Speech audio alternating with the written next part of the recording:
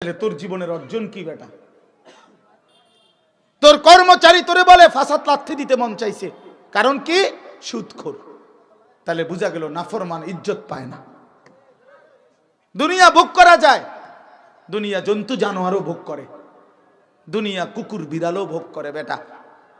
ভাত মাছ চাল ডাল পেশাব পায়খানা, ঘুম, যৌন চাহিদা পূরণ, এগুলো জানোয়ারেরও পূরণ হয়।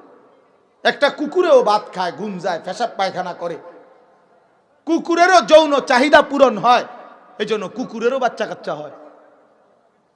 এটা কোনো আশ্চর্য কিছু না ভাইয়া। আলাদা কিছু আল্লাহকে চিনা, আখিরাতকে চিনা, আল্লাহকে সেজদা করা, আল্লাহর গোলামি করা, এটা আলাদা কিছু, এটা বিশেষত্ব।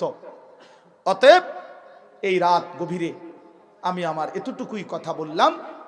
আমরা প্রত্যেকে ইনশাআল্লাহ, আমার কথা এটুকুই ছিল, নিজের বোঝাপড়া করি, নিজের আখলাক, নিজের ঈমান, নিজের আমল, নিজের চরিত্র, নিজের পরকাল নিয়ে আমরা ভাবি।